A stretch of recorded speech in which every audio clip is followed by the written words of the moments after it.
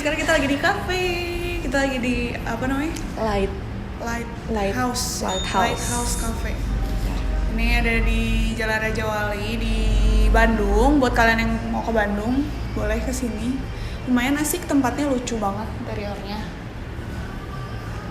Nah, buat yang dengar mungkin nggak bisa lihat ya, tapi boleh lihat di YouTube kita. Siapa tahu bisa jadi referensi buat cari-cari kafe kan sekarang kayaknya lagi PSBB gini. Ya gitulah, susah gitu nyari tempat yang sepi gitu. Iya. Kalau ke tempat yang hits gitu Rame ya, udah pasti banyak orang dan ya gitulah. Ya cuman ya ini lumayan cukup cozy sih. Iya. Untuk buat ngerjain tugas kerja atau mungkin nanti gue kasih insertnya deh biar bisa lihat interiornya. Nah ini lucu sih. Oke, hari ini kita balik lagi di episode terbaru kita. Podcast terbaru kita mau undang temen kita. Ya, kita lagi nungguin teman kita datang dulu.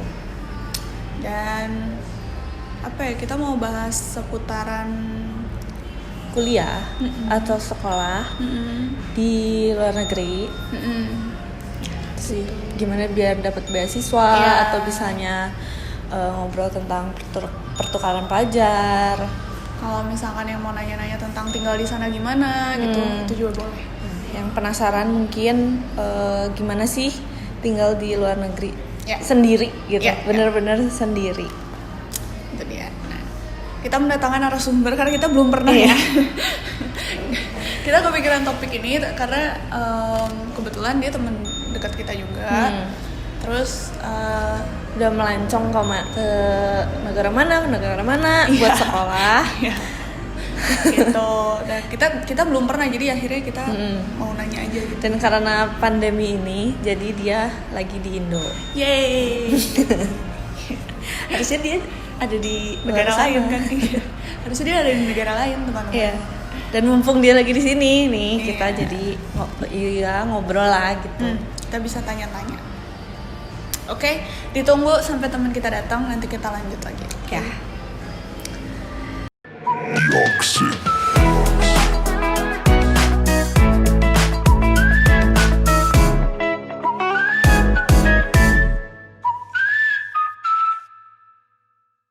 Halo.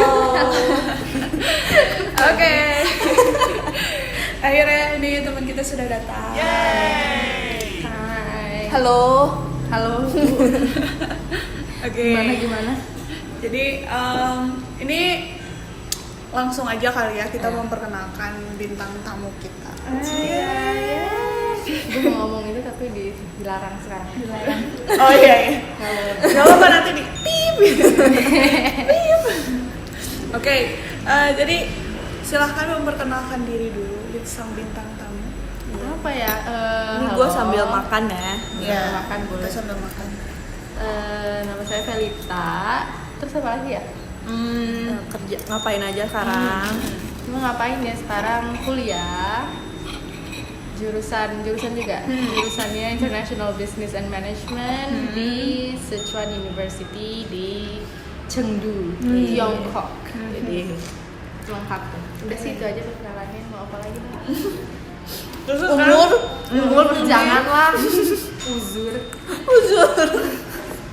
Janganlah malu. Status Not available. Jadi kalau yang mau nyari jangan ada yang deketin ya. Ini udah restricted area. Mungkin yang sebelah sini aja boleh. Yang ini masih boleh banget ini. Iya, yang paling ujung itu Masih kita cari juga ya. Masih kita cariin. Kita cariin juga. Oke. Terima kasih loh effortnya teman-teman. Sama-sama. Belum berhasil aja ya. Iya. Kabar. Oke. Sekarang tinggal di Sekarang terdampar di Bandung karena corona. Jadi belum bisa sejak Januari. Jadi belum bisa balik lagi. Ya gitulah kesedihan. Jadi lu menyesal pulang ke Indo ya waktu hari Januari? Lumayan. Misalnya karena apa ya? Jadinya malah kan kalau di sana gue sibuk gitu kan. Kalau di sini kan gue jadi bingung ya. Oke. mau ngapain, gimana. Kalau di sana emang sibuk lu selain kuliah apa?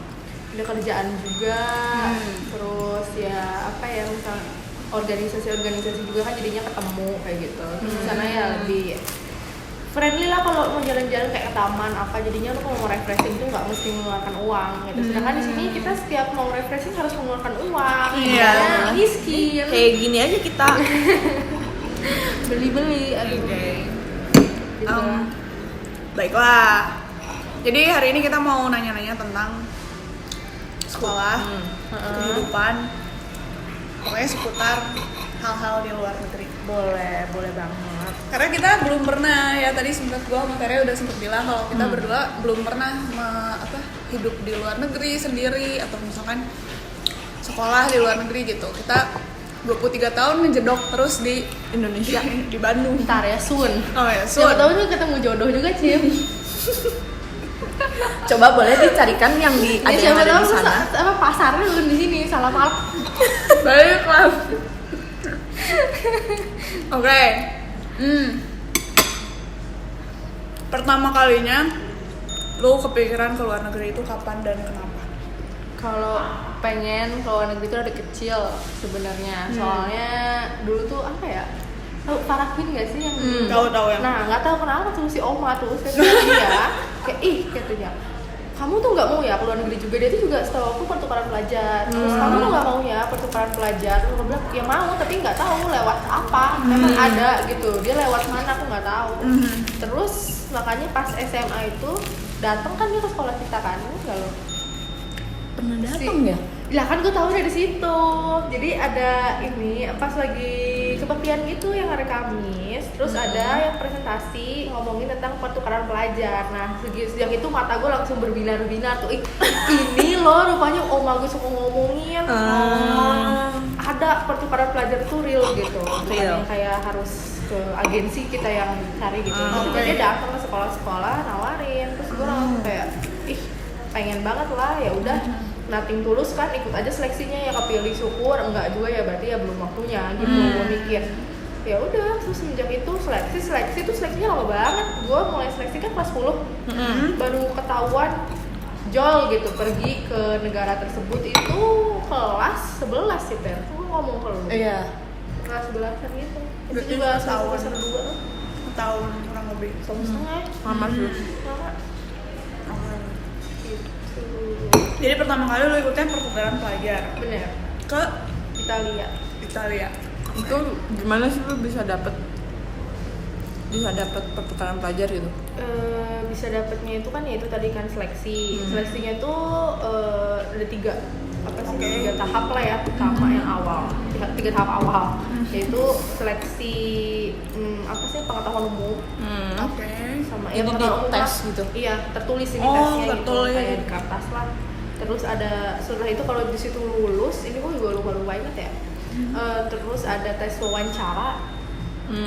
Wawancara bahasa Inggris dan bahasa Indonesia. Jadi kalau bahasa Inggris lebih ini sih, lebih pertanyaannya lebih umum. Kalau pertanyaan bahasa Indonesianya mungkin lebih kayak pengen tahu tentang kita, jadi kayak bisa lebih dalam gitu. Terus udah gitu selesai itu ya udah dinamika kelompok. Jadi kita ada di kelompok, di tes gitu secara berkelompok. Apa ya, kayak gimana sih kita tuh bisa kerja sama. Nah gitu. Nah dari situ udah selesai. Kalau lulus di seleksi 3 itu lanjut. Nah ini tinggal berkas lu dan doa aja. Jadi berkas lu diseleksi lagi di nasional, di nasional keterima, lanjut lagi ke internasional sampai lu penempatan negara. Jadi stepnya banyak, makanya lama banget sih. Itu biasa yang dipilih itu berapa orang? Waktu itu yang daftar itu sekitar pokoknya itu 1% deh yang keterima. Jadi angkatan gue tuh 80-an, tapi yang daftar tuh ribuan.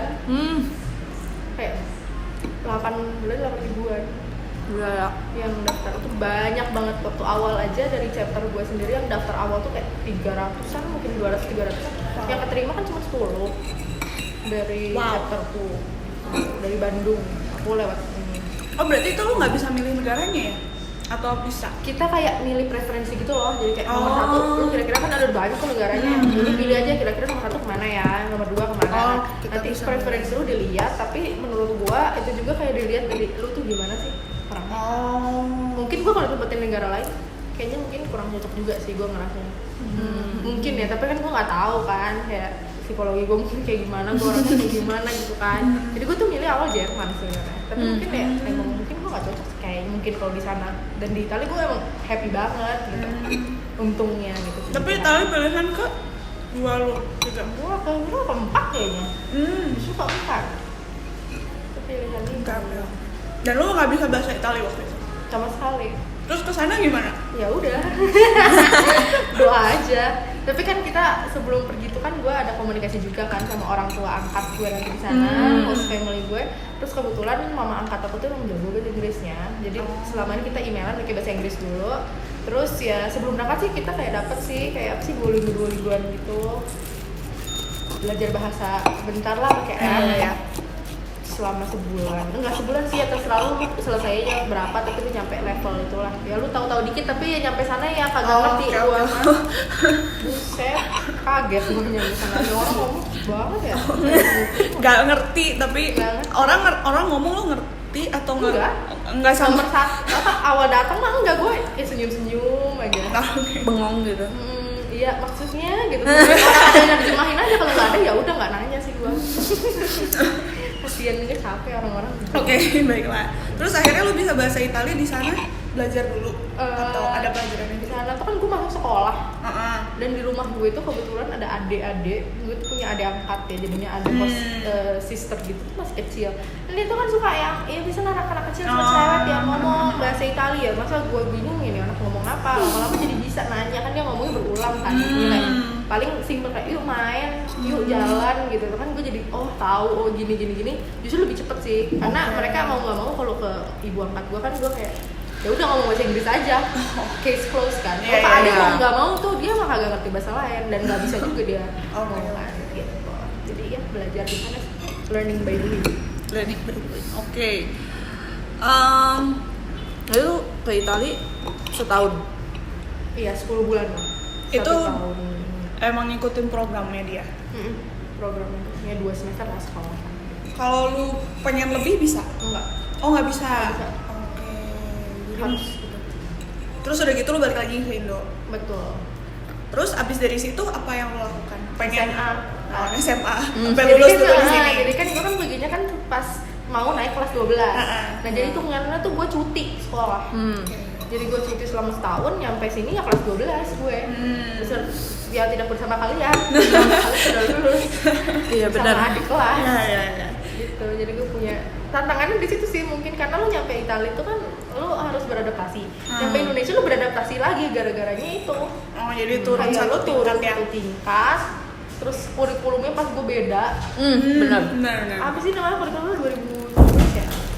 Tahu lo pokoknya tuh Beda kurikulumnya kan? aneh gitu. Jadi gue ada pelajaran gue nggak dapet, tapi ada 2 kali. Kayak matriks itu seinget gue nggak dapet. Gue nggak pernah belajar, tiba-tiba keluar tuh inget nggak lo Cim? Iya. Gue IPS. Iya. Saya nggak ngerti matriks itu apa. Bukannya matematika wajib. Matematika IPS sama IPA beda. Oh iya. IPS lebih gampang guys. Gue ke sekolah tuh gak ada Iya gue setuju banget. Gue ke sekolah tuh gak ada mikir gini ya, aduh PR matematika gue belum dikerjain, gak ada. Gue tuh bener-bener ke sekolah bawa buku matematika, gue kerjain di sekolah gitu loh. Jadinya takut di setiap sekolah, aduh ini gimana nih hari ini kayaknya gue bakal dimarahin kan gitu. Hari ini bakal kebodohan yang paling gue lakukan. Enggak, tertekan gue sebenarnya. Oke. Baiklah. Terus Kadang nggak ada yang kenal ya. Iya, dan gue juga kan anaknya yang kayak OSIS gitu kan. Jadi gue adik kelas tuh juga gue nggak kenal tahu, gue nggak tahu malahan. Jadinya gue, aduh nih gimana nih anak-anak tuh, anak-anak welcome sih. Terus ya akhir-akhirnya ya ngakak-ngakakan bareng juga sih. Oke. Terus lu setelah pulang ke sini lu ketagihan pengen ke luar negeri lagi atau gimana? Gimana akhirnya sampai lu pergi terakhir? Bukan ketagihan sih, mungkin karena gue kan emang dulu pengen kuliahnya luar. Cuman ya gue belum nentuin kayak si negaranya. Gitu loh, kayak dulu gue pengen banget ke Jerman ambil kedokteran, tapi setelah gue pikir-pikir kayaknya kedokteran luar biasa ya. Kayaknya gue ya belum mendapat panggilan yang lebih lanjut. Oke. Jadinya ya udah gue milih. Nah waktu tuh di Italia tuh gue tuh suka banget sama Rusia. nggak tahu kenapa kayak ini aja gitu, kayak ih keren banget coy gitu. Terus gue waktu itu ada volunteering juga di Itali, nah itu gue ketemu Bapak Putin, nah di situ gue langsung kayak ih gila nih orang ya, kayaknya keren coy. kayaknya negaranya juga gitu ya kan, orang-orang ya mungkin nggak tahu sih, orang-orang mungkin mikir kayak jahat, enggak sih sebenarnya itu salah ya, orang-orang di sana baik-baik juga gitu. Jadinya gue pengen ke Rusia, tapi gimana? Nah gue mau muter otak lagi nih, gue cari di internet, datang ke bukan kedutaannya ya, namanya itu gue lupa. Jadi yang pusat kebudayaannya. Pusat kebudayaan Rusia di Jakarta. Di Jakarta. Ternyata ada scholarship ke sana. Ya udah, gue ngelamar. Puji Tuhan gue terima juga. Jadinya gue ke sana selama 1 tahun untuk belajar bahasa. 1,5 tahun sih. Belajar bahasa aja. Sebenarnya gue bisa lanjut, tapi emang gue waktu itu kayak kurang cocok lah kalau gue kayak belajar di situ, karena gue banyak yang nggak tahu kayak historinya. Itu gue bener-bener gue buta, sedangkan anak-anak Rusia lain pun udah tahu kan, mereka belajar dari kecil.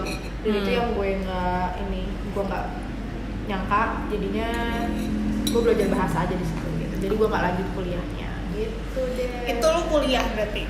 Itu maksudnya sih kayak foundation sih sebenarnya. Kalau di sana belajar bahasanya aja kan, tapi ada kayak sertifikat belajarnya gitu. Terus udah beres dari situ lu pulang lagi? Pulang 2018 Januari 2018 tuh gue pulang ke Indonesia. Terus ya udah. Nah, gue mikir mau kemana nih gue? Apa lu nggak kepikiran pengen di sini gitu? Enggak. Masalahnya gue mikir lagi, gue puter otak lagi. Nah, mami gue nih mulai, kayaknya kalau lu mau ambil apa nih jadinya yang benar lah. Lu udah gap year 2 tahun, jadi masuknya kan ke Italia setahun, ke Rusia setahun, ini harus serius sekarang udah gitu ya. Cukup. Jangan main-main. Kuliah beneran ya. Kuliah beneran. Belajar gitu, ibaratnya belajar tapi belajarnya non formal aja maksudnya. Jadi kayak terus si mami gue, nih ada nih ke Tiongkok katanya, China. Ada beasiswa juga, coba aja gitu. Oh ya udah. Itu di mana lu liatnya? Nggak tahu, mami gue liat di broadcast gitu. Emangnya jalan Tuhan tuh luar biasa. Kalian harus percaya. Kalian jangan harus percaya, di bawah doa aja ntar datang jalannya lewat siapa aja, lewat broadcast gitu. Itu kan aneh ya sebenarnya, ya nggak sih? Mami gue dapet random aja gitu broadcast pas sekolah gitu. Ya udah. Terus ya udah gue hubungin, kita ketemuan sama si orang yang broadcast itu. Ini bisa daftar beasiswa juga. Nah gue tuh hampir terlambat karena sebenarnya kan gue pulang tuh Januari. Dan itu tuh seharusnya udah tutup pendaftarannya untuk yang pendaftaran bulan Maret. Jadi lu bisa daftar tapi buat bulan September. Jadi tuh gue bakal gue bakal nunggu lagi tuh 6 bulan di Indonesia. Gak tahunya bulan Februari itu gue inget banget. Tiba-tiba gue telepon, ternyata kamu dapet loh beasiswanya dan untuk intake Maret. Jadi tuh gue Februari langsung siap-siap lagi. Dan di itu tuh gue nganggapnya itu udah lucu sih. Jadi kan karena gue anggap ya udah gue perginya September. Jadi gue tuh ada kegiatan volunteering gitu sama Jepang. Di sini tapi iya, jadi sebelum kita komunikasi itu. Nah tapi lucunya di bulan Maret itu gue harus pergi ke Jepang. Terus jadi tapi untuk beberapa hari aja. Tapi jadinya gue lumayan takut waktu itu, langsung ngedrek deh kan, Edan nanti gue gimana nih, visa belum beres, ini nggak mau sana. Nah gue bener-bener nggak tahu jadinya. Tapi untungnya tanggalnya beda, jadinya gue tuh 3 hari dulu ke Jepang, pulang 2 hari langsung pergi lagi luar biasa. China. Lu pulang dulu ke sini? Pulang, ganti koper. 2 hari ada. 2 hari, jadi ya udah tuh untung banget ya merasa. Baik. Terus akhirnya sampai sekarang lu di China. Itu dari awal situ sampai sekarang. Itu lu ngambilnya berarti beasiswa untuk langsung kuliah yang jurusan lu ini sekarang? 4 tahun. Berarti lu beasiswa full atau ada biaya lain gitu? Beasiswa gua tuh mencakup tuitionnya aja sih. Kalau biaya hidup itu di luar itu. Itu beasiswa dari negara apa dari negara kita atau dari negara China? Beasiswanya pemerintah punya. Pemerintah sana punya, namanya Wanda Control. Nah, coba jelaskan bagaimana cara mendapatkan jenis-jenis beasiswa yang lo tahu. Di mana nih? di China deh, karena kan lu sekarang di China nih. Kalau di China tuh udah banyak ya, ada CGS namanya Chinese Government, ada Confucius, ada beasiswa pemerintah lokal, jadi kayak pemerintah lokal tuh provinsinya. Provinsinya, ya. Ada juga beasiswa dari sekolahnya. Oke. Ada juga beasiswa kayak dari Indonesia juga ada yang ngasih dari pemerintah Indonesianya ya, Kominfo apa segala macam, kementerian, PDP, soalnya kayaknya ada.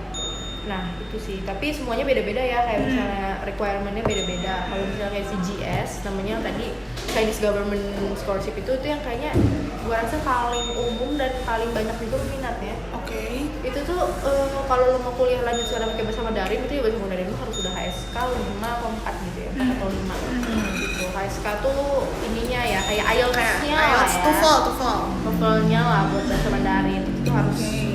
Terus kalau misalnya lo mau pakai bahasa Inggris itu setahu gue harus ada IELTS, TOEFL gitu sih. Itu kalau CGS. Tapi kalau yang beasiswa gue sendiri itu nggak mesti TOEFL, karena gue kan ambil bahasa Inggris ya. Nggak mesti TOEFL, nggak mesti IELTS, yang penting ada sertifikat bahasa Inggris yang menyatakan bahwa bahasa Inggris lo Baik gitu. Cukup untuk Cukup. Dan Setiap beasiswa beda. gimana lu gimana ya cara tahu ada beasiswa dari pemerintah gitu dari mana sih? Harus aktif sih. Kita harus nyari dulu. Kita harus nyariin. Kalau misalnya di sini kan berarti perwakilan negara tuh kan di kedutaan. Nah lu banyak lah cari info dari situ. Bahkan waktu gue ke kedutaan China aja, gue gak ke kedutaan ya, gue mau bikin visa, tapi gue lewat si kedutaannya. Itu jadi di luarnya itu udah ada kayak pelang-pelang gitu, kayak ngasih tahu, oh ini nanti bakal ada beasiswa gini gitu. Jadi lo emang harus kayak ibaratnya sangat-sangat aktif gitu, karena kan banyak yang nggak ada di website atau lu lihat dari PPI, biasanya Perhimpunan Pelajar Indonesia, di situ lu bisa lihat di website PPI, di PPI negaranya masing-masing, lu cari, biasanya mereka pasti berbagi info dan suka ada webinar juga buat ngasih tahu info beasiswa ke luar negeri. Pokoknya klik aja PPI negara apa, lu mau kemana, Inggris, carilah PPI Inggris keluar, nanti dia pasti ada aja informasi beasiswa. Sekarang lebih mudah sih menurut gue dibanding dulu ya. Dulu nggak ada Instagram, orang nyari gitu. Harus ke tempat ya. Ke tempat. Instagram tuh baru naik pas kita SMA ya. Benar. Bahkan waktu itu gue nggak tahu gue keterima di Rusia. Karena kan gue nggak apply dari Bandung. Gue nggak langsung sana. Dan udah bulan-bulan apa tuh ya? Udah mau UN tuh, UN kelas 12. Kok gue curiga, ini gue kok nggak ada ngasih tahu gitu. Terus gue iseng juga, gue cari-cari aja email orang yang kayaknya pernah daftar juga di bareng gue. Katanya udah ada grupnya, gue nggak ada di situ, gue nggak kemasuk karena nomornya ada yang salah apa gimana gitu. Jadinya kalau misalnya gue nggak ngasih tahu berarti gue nggak tahu gitu. Itu kan bisa gitu. Sekarang tuh udah kayak di Instagram ada, di website ada, lagi Instagram sih pengaruh banget sih menurut gue, jadi gampang lah lu mau tahu-tahu juga. Ini gue penasaran nih, kalau misalkan beasiswa yang lu dapet itu jumlahnya berapa, terus dapet apa aja, dan sama yang tadi lu bilang Chinese government itu bedanya apa, dapet apa? Kalau Chinese government setahu gue itu tuh lu dapet uang jajan juga. Jadinya uang jajan itu itunya nilainya beda-beda, tapi setahu gue kalau S2 ya, gue ternyata S2. S2 tuh sekitar 2.000 coin, yaitu 2.000 yuan itu sekitar 4 juta sebulan loh ya guys, 4 juta rupiah sebulan. Tapi biaya hidupnya gimana? Mencukupi kan? Ini biaya hidup di China nih asik sih. Tidak mahal ya, lebih ya dibanding negara Eropa, pokoknya langsung kerasa lalu kayak di Eropa tuh kayak duit tuh 2 juta tuh kok kayaknya saya miskin sekali. Mau makan apa mikir gitu, beli pulsa kok kayaknya nggak mampu. Misalnya di China tuh lo merasa pastilah lebih makanan tuh banyak yang makanan pinggir-pinggir jalan. Itu juga kayak 15.000, 30.000 lah dapet tuh makanan yang kayak udah lengkap gitu, menu lengkap, menu kenyang, menu kuli lah. Itu tuh lu 30.000, 20.000 tuh masih dapat. Jadi rupiah ya? Rupiah ya, itu masih dapat. Jadi menurut gua untuk ukuran uang 2 juta sampai 4 juta aja tuh masih oke. Oke lah 2 juta mungkin ya lu mepet banget, tapi bukan berarti lu nggak bisa gitu. Karena kalau 2 juta doang di Eropa menurut gua itu sangat impossible. Bener, apalagi lu termasuk biaya yang kayak apa transport, apa segala macam, kosan itu aja udah termasuk kadang-kadang kan kalau di China kan, karena dormnya itu kan udah murah gitu. Karena mungkin disubsidi juga kan. Kalau di Eropa misalnya lu ngekosnya aja mungkin udah segitu dan lebih gitu. Mungkin kosannya 3 juta kan. Jadi lu hidup 2 juta ya udah pasti nggak impossible gitu. Kalau di sini nggak impossible. Itu di China itu tinggal di mana? di dorm atau ngekos atau ada apartemen? Kalau misalnya dorm itu ada, jadi lu bisa kalau misalnya lu nginep di dorm tuh ada. Nah kalau dorm itu bisa disediakan oleh kampus. Jadi biasanya setiap kampus nih kebijakannya beda-beda nih. Ada yang wajib. wajib. Lu nggak boleh, lu nggak boleh tinggal di luar. Pokoknya lu apalagi anak-anak S1 tuh biasanya lebih di Kayak asrama ya gitu dijagain ya.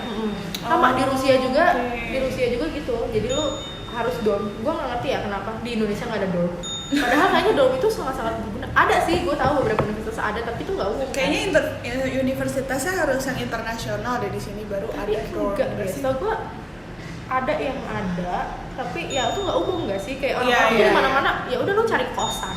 Yang itu di mana itu di luar tanggung jawab kampus. Iya, Nah kalau iya. di sini tuh lu kayak dijagain banget. Apalagi anak S1 yang masih ibaratnya mungkin angkanya juga masih Baby. kecil ya. Baby. Itu kita nggak boleh keluar gitu. Apalagi tahun pertama tuh dilarang keras gitu. Mungkin tahun kedua, tahun ketiga ya dilihat lagi gitu. Tapi sisanya tuh nggak boleh. Terus ada kebijakan nggak boleh. Berarti kalau ada dorm, berarti ada kebijakan nggak boleh keluar di batas waktu tertentu gitu kan? Nah, ya ini juga kebijakan nih. Dulu dorm gue itu karena itu dorm S2. Oh. Jadi gini, fakultas gue tuh kebetulan sekali jadinya nyatu. Kan lu tau gak sih kayak kalau Unpad itu kan ada di Jatinangor, Oh, yang iya, itu, iya, ada iya, yang di mana beda-beda. gitu, nah beda-beda. Nah, pas kampus gue tuh ternyata masuknya kampus yang di tengah kota blok gitu. Oh. Dan itu tuh sebenarnya anak-anaknya banyak S2, cuman fakultas gue sama ada fakultas satu lagi yang di situ. Nah, jadinya si domain dong S2. Nah, itu mah kagak ada jamnya. Lu mau masuk bebas, keluar bebas jamnya. Nah, yang S1 itu nggak gitu, jam 11 ditutup, Bo. Lu kalau bisa Kalau telat gimana? kalau telat ya mendingan lu nginep aja di mana gitu. Oh. Jadi mendingan lu nggak usah pulang karena percuma gitu. Kalau nggak lu dimarah-marahin, ya kalau lu datang ke 11 lebih 5 ya paling lu di ngoceh-ngocehin dikit ya. Kalau lu datang jam 3 subuh, lu harus manjat dong. Ini kali itu udah menurut gue sih, ya gue sih nggak bakal mau ya manjat gitu ya, capek ngapain gitu. Jadi ya udah kalau misalnya lu emang mau keluar ya mendingan lu izin aja sekalian. Karena kan juga di sana kan banyak kan kayak kafe-kafe yang 24 jam, apa lu ngerjain tugas aja udah di sana gitu sekalian. Tugas di Ya situ mendingan- aja udah. Iya, kayak ya udah gitu atau lu ke tempat temen gitu. Iya. Tapi kalau malam minggu sih emang hidup Banyak. banget sih. Oh. Jadinya lu di tengah kota jam-jam 3, jam-jam 4 gitu juga masih banyak banget orang gitu. Emang gak pernah mati aja sih menurut gue. Kota. Itu di Kota gue. Rusia. Nggak, di China. Kota lu tuh kalau di Indonesia ibaratkan kota apa? Iya, apa ya? Kan kalau yang kita tahu biasanya di China kan Shanghai, Beijing gitu kan. Kalau itu kayak apa ya, Bandung, Jakarta mungkin ya. Sebenarnya sama Jakarta aja menurut gue ya, lebih di sana tuh lebih rapi gitu, tapi gedenya lebih gede. Oke. Lebih gede Chengdu. Jadi sekarang Chengdu sih udah masuk ke tier 1 ya. Jadi udah setara sama Beijing gitu. Tapi mungkin Beijing itu kan karena udah gede banget, udah Iya, iya. metropolitannya, megapolitan. Jadinya crowded, Bo. Oke. Mahal, terus mahal. Nah, iya, yang gue Mahal. tahu tuh Beijing mahal Shanghai banget. sama Beijing tuh mahal. Jadi Iya, makanya iya. gue ngerasa di Chengdu nih kotanya juga gede, serba ada, tapi harga nggak semahal dua kota itu. Oh. Makanya gue seneng banget, menurut gue pas sih. Chengdu guys. Ini nanti ada di sini tulisannya ya. Silakan ke Chengdu. Dan mau sama gambarnya nanti gue cariin gambarnya. Saya guide-in. Nah, ada guide juga kalau mau. Nanti boleh ke Instagram nih ya. Selalu boleh kita banget. cantumkan Instagramnya. Oke. Ya, guide-nya tapi ada di Indonesia dulu. Yes. Lagi vakum. Iya lagi vakum ya, aduh ini corona sebenarnya tempatnya harusnya udah pusing di sini, Bu. Aduh semuanya online ya. Oke, jadi ini gue mau nanya dulu. Tadi kan sempet kepotongnya ngomongin beasiswa. Nah, tadi kan lo ngomongin ada dapat kurang lebih biaya hidupnya, dapat uang jajan 4 juta sebulan. Itu kalau yang yang S2. S2. Kalau lu nggak dapat uang jajan. Nggak. Kalau yang S1 yang lu tahu dapat uang jajan ada nggak berapa? Pasti ada sih, tapi gue bener-bener nggak tahu. Jadi kayak Oh. misalnya ada juga yang beasiswanya tuh datangnya gini per tahun. Jadi Oh. 1 tahun sekali lu dapat 40 juta. Itu ada yang kayak gitu. Jadi kalau misalnya 40 juta lu bagi 12 berarti udah 1,6. 1.600. Jadi memang di uangnya cairnya juga beda-beda ya, nggak cuma Iya, 20.000 kuai gitu satu tahun. Ya udah lu bagi aja. 12 berarti 1.000 itu tadi 1.600-an. 1.600 tuh berarti berapa? 3.200.000. lebih kecil sedikit lah ya. Tergantung sih, itu benar-benar beasiswa tuh banyak jenisnya. Kayak kalau misalnya di beberapa negara kan kayak udah itu aja gitu beasiswanya. Setahu gue juga waktu gue di Rusia beasiswanya kalau nggak beasiswa dari pemerintah ya beasiswa sekolah gitu. Gue taunya itu doang. Kalau di China tuh banyak banget. Terus lu bisa kayak ada sponsorship juga banyak lah pokoknya. Terus ya itu banyak juga yang kayak lu nanti dapet dana research apa segala macam. Jadi benar-benar terbukanya lebih lebar menurut gue. Makanya orang Indonesianya banyak banget sih. Jujur ya 15.000. Orang Indonesianya paling banyak PPI yang lain negara-negara lain juga. Orang Indonesianya tuh yang di sini over ya banyak. Banyak banget soalnya kesempatannya banyak. Tapi bagus sih berarti yang ngambil juga banyak kan. Nah terus lu tadi dari asrama itu di asrama berapa lama? Di asrama lu pertama tinggal di asrama dulu gitu 6 bulan lah. Di asrama 6 bulan. Setelah itu apartemen di sana coba dijelaskan. Saya ini jujur ya gue lumayan agak shock. Jadi waktu kapan itu kita main kan, terus kita nyewa apartemen di Jakarta. Terus di situ karena nyewanya pakai akun gua di salah satu platform. Terus Ive nanya, di sini berapa sih kalau per bulan ya kan? Karena waktu itu kita cuma nyewa kalau nggak salah 3 hari 2 malam, dan itu tuh berapa ya, 2 juta ya 1 sampai 2 juta lah kurang lebih. Terus itu tuh cuman 2 kamar mandi kecil banget. Kayak kalau tadi gue udah kasih insert si kafenya, ini kayak cuman setengahnya dari paling segini lah ya kurang lebih. Segini lah kamar ya, mandi cuman juga. 1 lantai ini gitu. Dan gue nyebut kayaknya sebulan bisa 6 sampai 7 juta gue bilang dengan ukuran seperti itu. Terus Ive tiba-tiba bilang, "Hah, mahal banget di sini." Terus gue bingung kan, ini di sini tuh pasarannya segitu ya. Terus dia ada pinggir kan? Iya, dan itu masalahnya pinggir. itu ada pinggir. Kita lumayan susah untuk akses keluar-luar. Jauh banget. Terus gak ada apa-apa lagi di situ. Iya, terus gak ada apa-apa lagi. Nah, kebayang nggak sih yang lu tinggal di tengah kota gitu? Itu di Jakarta mana ya waktu itu? Jakarta Barat kalau nggak salah. Jakarta Baratnya pinggir waktu itu ya. Dan memang bener kalau kita nggak dijemput pakai mobil itu nggak bisa jalan juga. Bisa jalan sih itu. Dari apartemen keluar mau ke jalan rayanya aja naik busway aja iya, bisa. Akses busway nggak dapet, terus pokoknya susah lah ya. Itu rada zong sih sebenarnya kata gue. Iya. Tapi gue tuh kemahalan sih sebenarnya. Dia mau nyari pasar apa itu yang dia ngerti gue. Ya itu jujur itu apartemen baru ya, itu gedung baru, dan gue juga baru lihat ternyata masih banyak yang belum keisi sama orang gitu. Kemudian Ive bilang mahal banget di sini, sedangkan kita bingung ya, lah mahal gimana, orang di sini kurang lebih segituan gitu ya. Studio aja di Jakarta tuh yang gue tahu paling murah 4 jutaan, itu pun nggak dapet apa-apa ya, ukurannya kecil banget. Dan gue tanya, emang lu di sana berapa? Silahkan. Jadi kalau misalnya ini tergantung nih ya, tergantung kalian maunya yang bentukannya kayak gimana. bentukannya kayak gimana. Kalau yang nyantui, bukan nyantui ya, maksudnya pelajar-pelajar aja, kan ada juga tipe studio. Itu misalnya ini juga tergantung lokasi sih, tapi menurut gue yang 1.000 kuayan gitu ada 2 juta, which is 2 juta sebulan. Itu yang tipe-tipe studio. Kayak ngekos ya di sini. Kayak ngekos gitu. Tapi udah dapet semua gitu. Apartemen, dapur gitu. Ya studio gitu kan. Studio gitu, tapi gue nggak tahu ya, ini tuh kadang-kadang hoki-hokian juga antara bagusnya apa enggak. Jadi gedungnya itu juga ada beda-beda. Ada yang gedungnya emang lux gitu, emang gedungnya dari liftnya udah bagus lah gitu.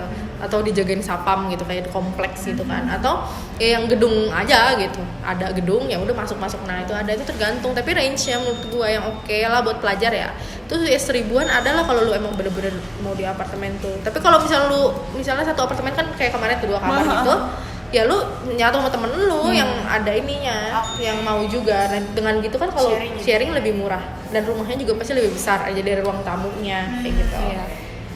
Gitu. Kalau yang gue sendiri itu sekitar 6 jutaan, tapi itu gede sih. Maksudnya tuh ada 2 kamar, 1 kamar mandi sih, tapi gede dan ada ruang tamu.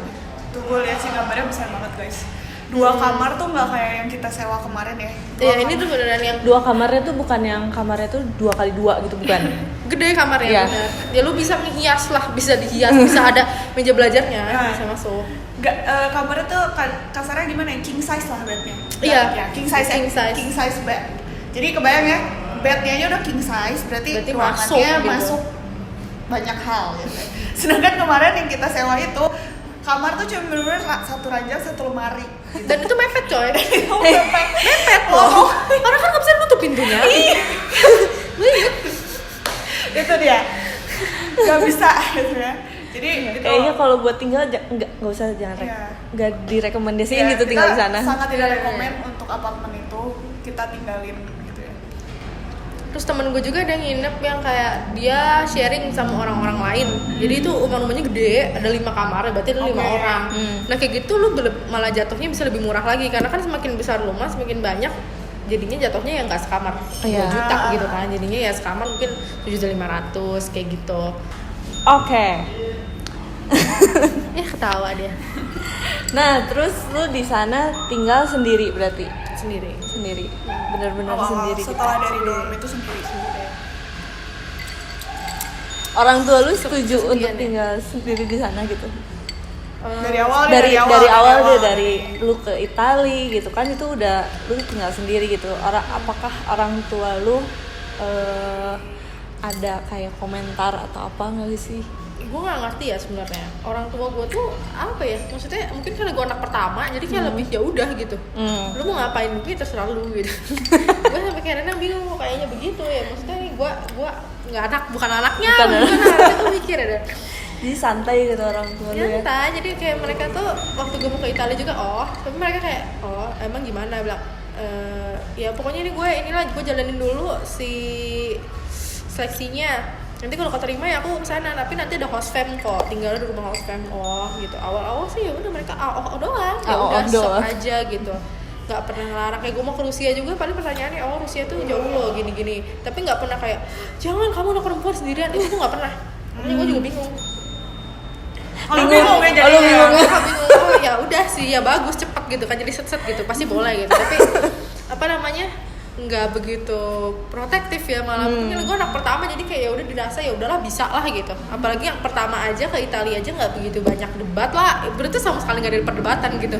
Jadi ya udah gitu dari awal juga kamu udah pikirin baik-baik, nanti ini malah lebih kayak concern itu bukan gua kesananya, tapi mungkin karena nanti SMA-nya jadi ada ngulang, bukan ngulang ya, jadi nanti lebih harus ke studinya berarti. studinya nanti gimana, jadinya kamu terlambat setahun dibanding teman-teman kamu yang lain gitu. Tapi kalau untuk tinggal sendiri ke sana nggak ada masalah sih. Gue sering banget jalan-jalan sendirian gitu, keluar negeri kemana nggak udah gitu.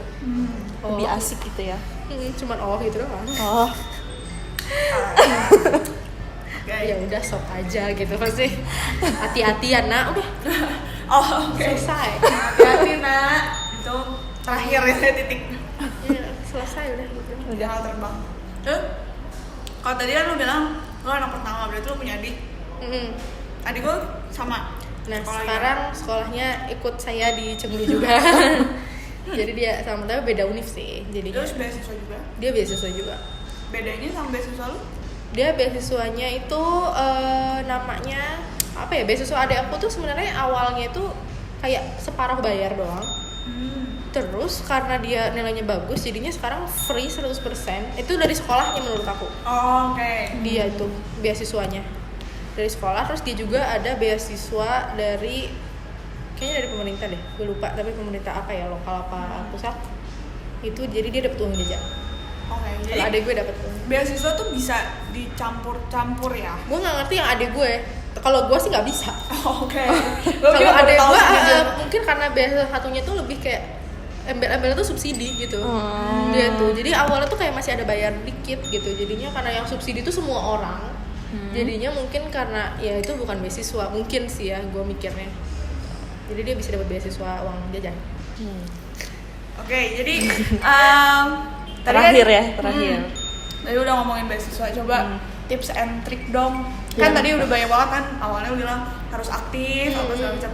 Selain itu deh, kan pasti ada nih ya yang dari pendengar yang pengen ke China, pengen mana-mana. Pasti mereka tau lah, udah mulai cari-cari gitu. Tips and triknya. Menurut aku bahasa Inggris tuh penting guys. Jadi kalau misalnya ini kalian tuh at least mau ngelamar beasiswa manapun, pasti ada suruh bikin esai kan, bikin motivation letter. Nah itu gimana kalau kalian nggak tahu bahasa Inggrisnya gitu. Dan wawancara tuh rata-rata sama orang luar. Gue waktu wawancara ke Rusia pun bahasa Inggris, karena ya nggak mungkin gue pakai bahasa Rusia, belum bisa gitu. Bahasa Inggris tuh penting, jadi tolong ini Maya Omat. Bahasa Inggris tuh harus lancarin deh. Karena nggak ada ruginya, kalian bisa bahasa Inggris itu untungnya buat kalian sendiri, jujur. Bisa nulis motivation letter tuh harus. Public speaking juga dilatih, karena menurut gue itu bisa dilatih sih. Public speaking. Oke, kalian malu-malu tapi at least penekanannya tahu di mana. Bikin orang tuh bisa ngelihat kalian gitu. Kedua, terus ikutilah banyak-banyak, nggak usah banyak, maksudnya organisasi yang menurut kalian tuh bisa mengembangkan diri kalian gitu. Entah kalau kalian masih SMA ya OSIS, ikutin aja.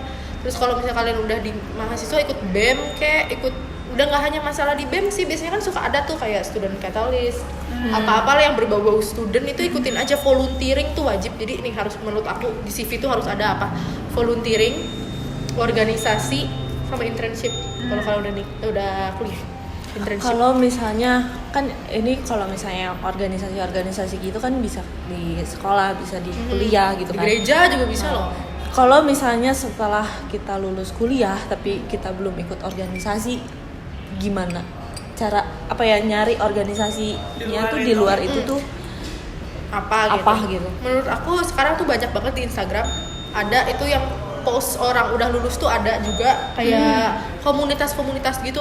Kayak organisasi kan nggak mesti organisasi yang kayak bener ya, tapi bukan bener gimana, maksudnya organisasi yang kayak ada proper apa segala macam, tapi bisa juga dalam bentuk komunitas. Misalnya kamu suka bahasa loh, lu masuklah di komunitas polyglot gitu misalnya, ada loh itu.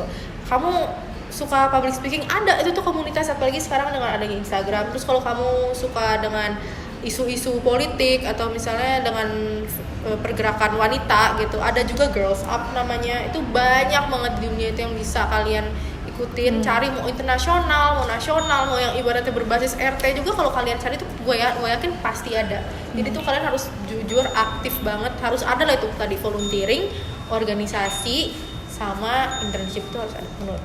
Karena orang-orang juga pada nggak tahu ya komunitas ada apa aja sih komunitas di sini. Bener. Terus kan sekarang banyak webinar tuh juga tuh. Kayak misalnya kalian kayak ada copywriting, public speaking, itu ikutin aja.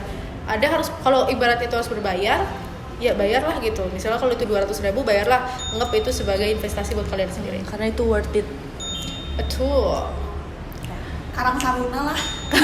Iya, apa sih? Deh yang kayak bantu-bantu.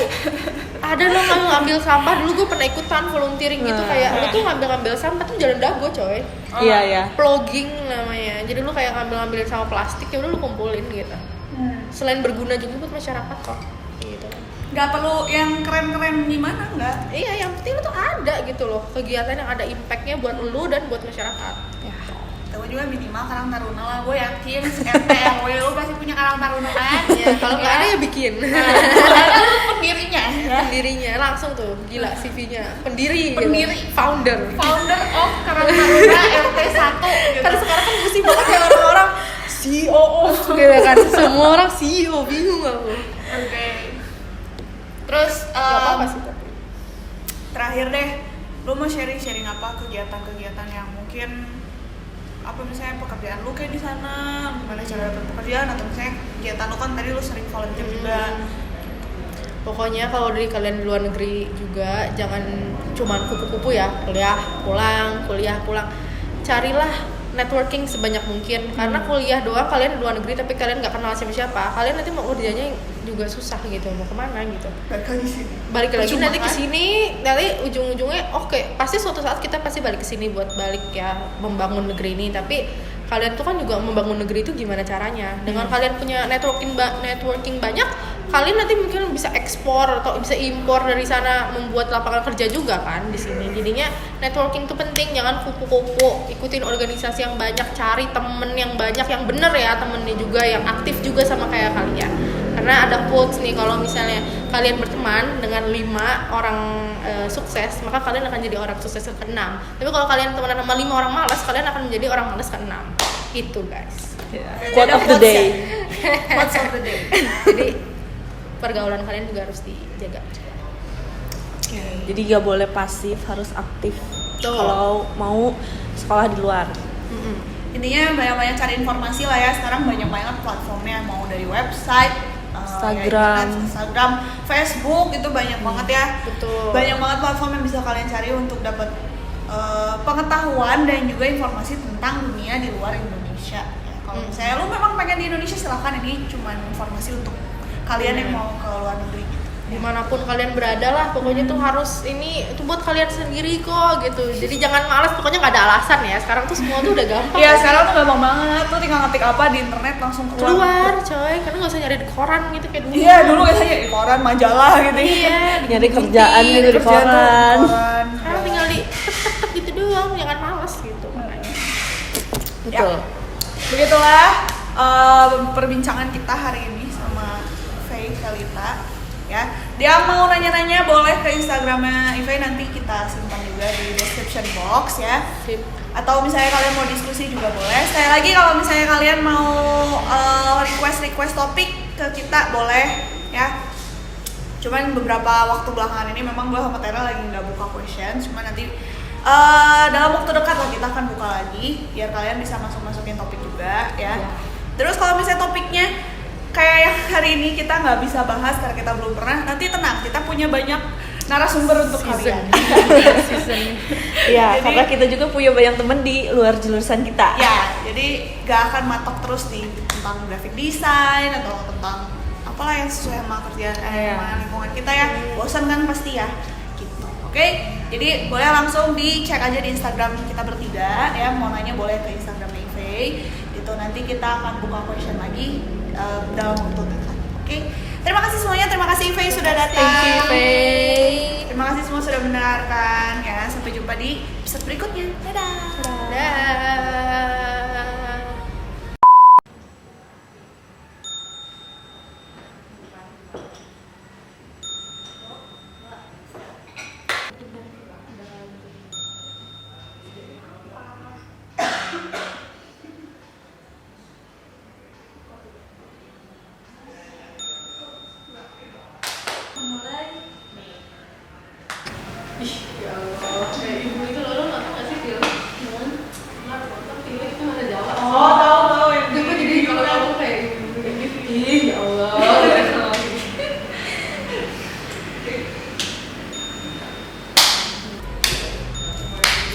Pas abis.